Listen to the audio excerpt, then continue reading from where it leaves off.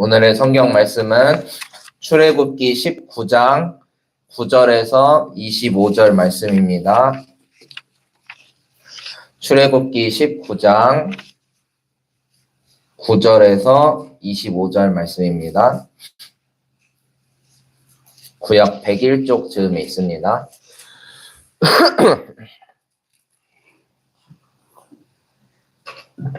출애굽기 19장 9절에서 25절 말씀 한 절씩 교독하시고 마지막 절은 함께 읽겠습니다. 주님께서 모세에게 말씀하셨다. 내가 짙은 구름 속에서 너에게 나타날 것이니 내가 이렇게 하는 까닭은 내가 너와 말하는 것을 백성이 듣고서 그들이 영원히 너를 믿게 하려는 것이다. 모세가 백성이 한 말을 주님께 다시 아뢰었을 때에 주님께서 모세에게 말씀하셨다. 너는 백성에게로 가서 오늘과 내일 이틀 동안 그들을 성결하게 하여라. 그들의 옷을 갈아입고서 셋째 날을 맞이할 준비를 하게 하여라. 바로 이 셋째 날에 나 주가 온 백성이 보는 가운데서 시내산에 내려가겠다. 그러므로 너는 산 주위로 경계선을 정해서 백성이 접근하지 못하게 하고 백성에게는 산에 오르지도 말고 가까이 가지도 말라고 경고하여라. 산에 들어서면 누구든지 죽음을 면하지 못할 것이다. 그러한 사람은 아무도 손을 대지 말고 반드시 돌로 치거나 활을 쏘아서 죽여야 한다. 짐승이든지 사람이든지 아무도 살아남지 못할 것이라고 일러라. 그러나 산양 뿔나팔 소리가 길게 울릴 때에는 백성이 산으로 올라오게 하여라. 모세는 산에서 백성에게로 내려갔다. 이는 백성을 성결하게 하고 백성은 자기들의 옷을 갈아입었다. 그는 백성에게 셋째 날을 맞을 준비를 하고 남자들은 여자를 가까이 하지 말라고 당부하였다. 마침내 셋째 날 아침이었다. 번개가 치고 천둥 소리가 나며 짙은 구름이 산을 덮은 가운데 산양 뿔나팔 소리가 우렁차게 울려 퍼지자 진에 있는 모든 백성이 두려워서 걸었다. 모세는 백성이 하나님을 만날 수 있도록 진으로부터 그들을 데리고 나와서 산 기슭에 세웠다. 그때 시내산에는 주님께서 불 가운데서 그곳으로 내려오셨으므로 온통 연기가 자욱했는데 마치 가마에서 나오는 것처럼 연기가 솟아오르고 온 산이 크게 진동하였다. 나팔 소리가 점점 더 크게 울려 퍼지는 가운데 모세가 하나님께 말씀을 아뢰니 하나님이 음성으로 그에게 대답하셨다.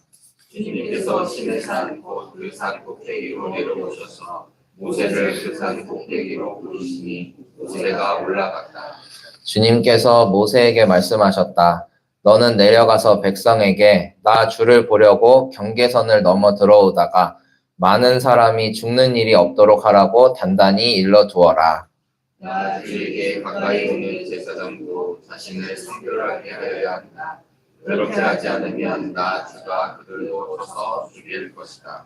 모세가 주님께 대답하였다. 주님께서 우리들에게 산의 경계선을 정하여 그것을 거룩하게 구별하라고 경고하시는 명을 내리셨으므로 이 백성은 시내산으로 올라올 수 없습니다. 주님께서 그에게 말씀하셨다. 너는 어서 내려가서 아론을 데리고 올라오너라. 그러나 제사장들과 백성은 나에게 올라오려고 경계선을 넘어서는 안 된다. 그들이 경계선을 넘으면 나 주가 그들을 쳐서 죽일 것이다.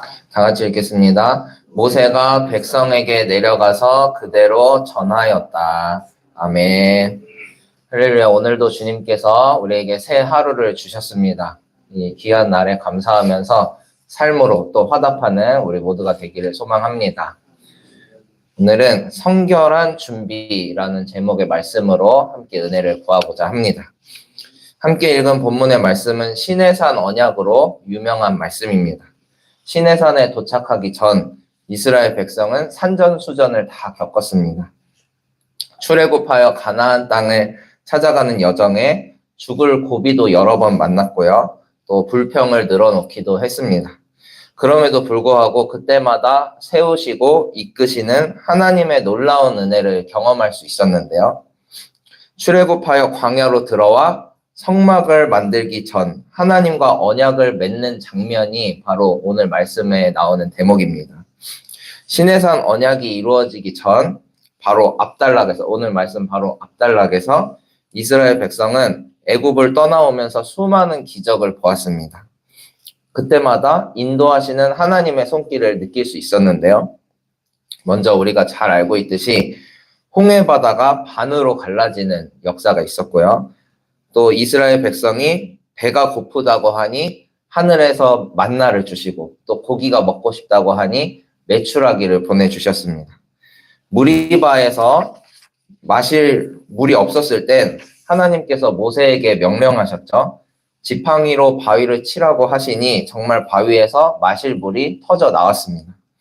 또한 이스라엘 백성은 아말렉과의 전투에서 싸워 이기는 쾌거를 이뤄내기도 했습니다. 모세가 하늘을 향해 이렇게 두 팔 벌려 기도하니 이기고 또 팔이 내려오니까 아론과 홀이 받쳐줘서 또 이기는 그런 경험을 할 수 있었죠. 이 엄청난 일들이 과연 얼마의 기간 동안 이루어진 일들일까요? 오늘 말씀을 보니까 불과 3개월 만에 이루어진 일들이었습니다. 이 3개월 동안 이스라엘 백성들은 눈앞에서 홍해가 갈라지고 반석에서 물이 나오고 하늘에서 만나와 메추라기가 떨어지는 기적을 볼 수 있었습니다. 하나님께서 함께 하시니 결코 이길 수 없을 것 같았던 아말렉 군대도 물리치는 역사를 몸소 체험할 수 있었습니다. 오늘 본문 말씀 19장 1절을 보시면 이렇게 말하죠. 이스라엘 자손이 이집트 땅에서 나온 뒤 셋째 달 초하룻 날 바로 그날 그들은 시내 광야에 이르렀다.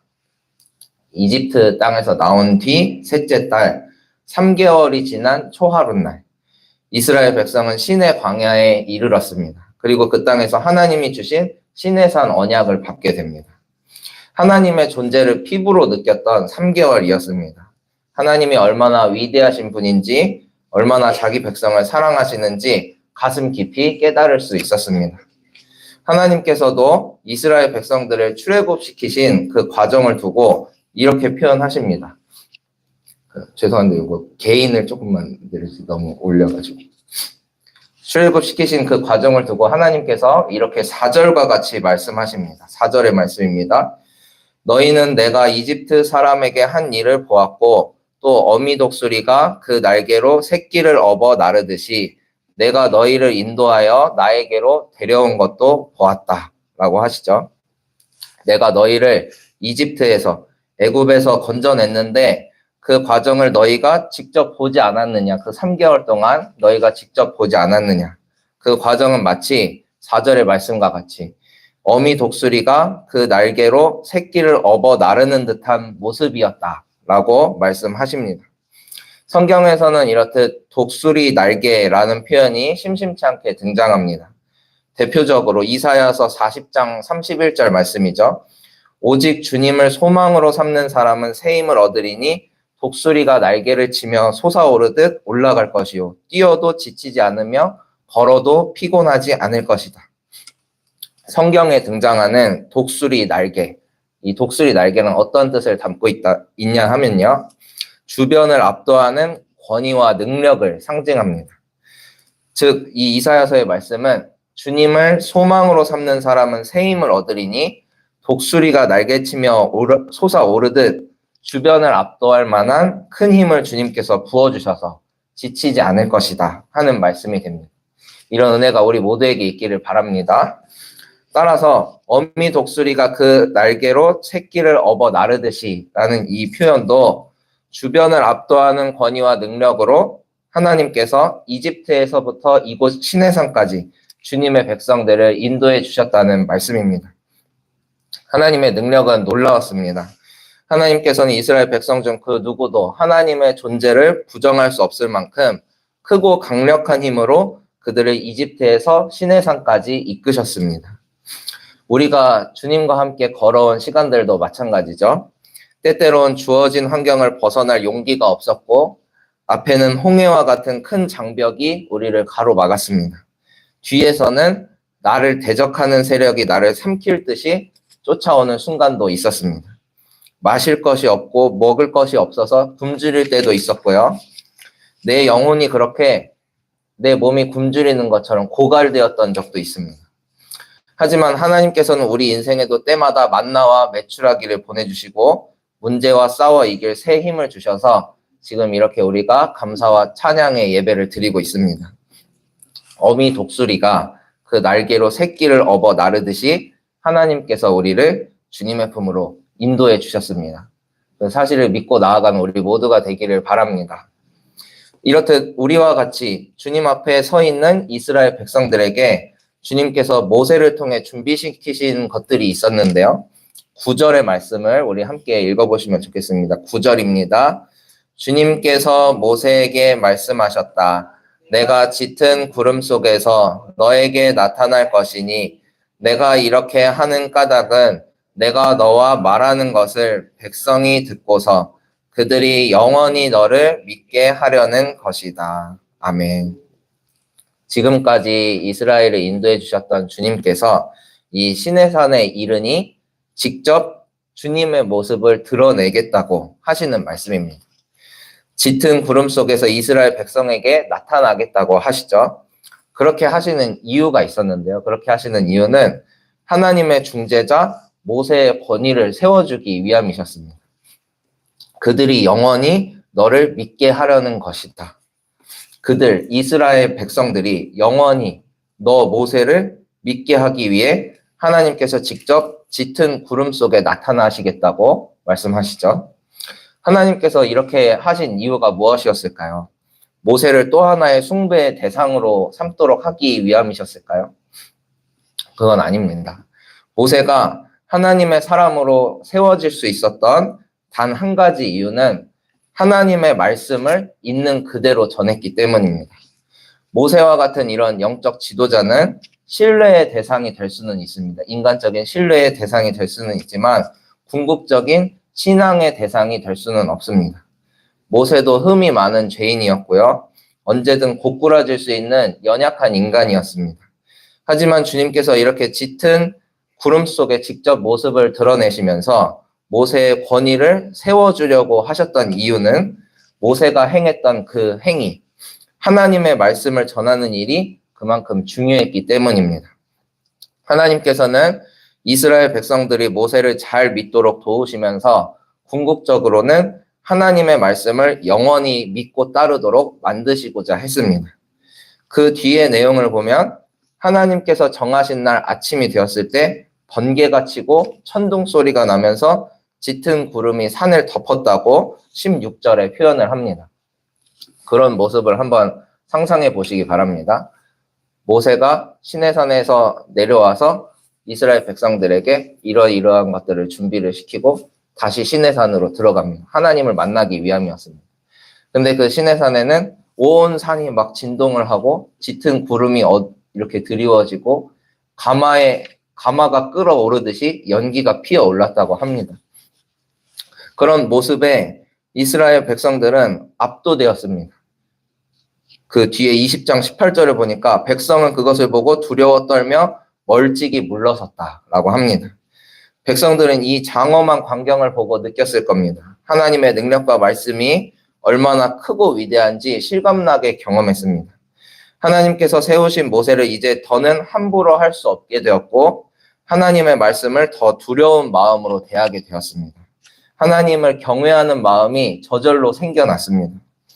주님께서는 이와 같이 영광을 드러내시기 전 백성들에게 준비시키신 것들이 있었는데요. 바로 다름 아닌 성결의 준비를 시키셨습니다. 우리 다 같이 10절, 11절의 말씀을 함께 읽어보시겠습니다. 주님께서 모세에게 말씀하셨다. 너는 백성에게로 가서 오늘과 내일 이틀 동안 그들을 성결하게 하여라. 그들이 옷을 빨아 입고서 셋째 날을 맞이할 준비를 하게 하여라. 바로 이 셋째 날에 나 주가 온 백성이 보는 가운데서 시내산에 내려가겠다. 아멘. 여기서 말하는 이 셋째 날은 주님께서 시내산에 임하시던 그날을 뜻합니다. 가마 끓듯 연기가 솟아오르고 온 산이 진동하며 시내산에 임하시던 그날을 백성들로 하여금 준비하게 하셨는데요. 어떻게 준비하게 하셨나요? 오늘과 내일 이틀 동안 자신을 성결하게 하고 옷을 빨아 입도록 하셨습니다. 옷을 빨아 입는다는 건 자신을 정결하게 씻어내는 것을 의미합니다. 하나님 앞에 서기 전에 자기들의 옷을 빨고 몸을 씻는 과정을 통해 외적인 더러움을 먼저 떨어내는 것이었습니다. 또한 이들은 하나님을 뵙기 전에 자신을 성결하게 해야 했습니다. 성결하게 하다는 그 히브리어 원어의 뜻은 거룩하게 하다, 깨끗하게 하다라는 의미를 가지고 있습니다. 주님 앞에 설 때에는 외적인 깨끗함뿐만 아니라 내면의 깨끗함, 즉 세상과 구분된 성결함이 필요했습니다. 이제는 죄의 관습을 끊어내고 하나님의 통치 아래 살겠다는 결단과 하나님의 말씀을 따르고자 하는 사모함이 필요합니다. 이것이 우리가 주님을 만나는 자세가 되어야 할 줄로 믿습니다. 하나님께서는 우리를 어미 독수리가 그 새끼를 날개로 업어 나르듯이 이 자리까지 인도하셨습니다. 그런 주님을 우리가 대면할 때 우리가 준비해야 할 것은 무엇인가요? 우리 자신을 성결하게 하고 옷을 빨아 입는 것입니다. 나의 안과 밖을 모두 주님의 색으로 물들이는 것입니다. 나의 정욕으로 더러워졌던 나의 옷, 세상의 가치로 오염되어 있던 나의 영혼, 주님과 어울리지 않는 지저분한 것들을 모두 깨끗이 씻어내고 주님 앞에 성결하게 나아가야 합니다.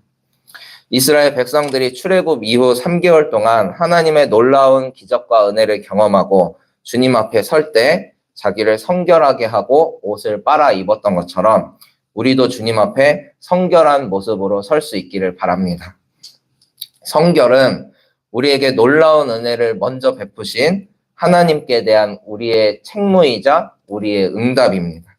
그 마음을 가지고 오늘도 성결하게 사는 우리 모두가 되기를 소망합니다. 죄로 덮인 우리를 성결케 하시는 주님, 보혈의 피로 우리를 깨끗하게 씻어주시는 주님을 의지하면서 오늘도 주님 앞에 나아가는 복된 하루가 되시길 바랍니다. 기도하시겠습니다.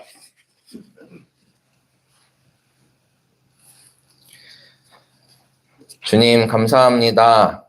죄로 덮인 우리 삶에 찾아와 우리를 구원의 길로 인도하시고 끝까지 책임지며 동행해 주시는 주님의 은혜에 참으로 감사를 드립니다.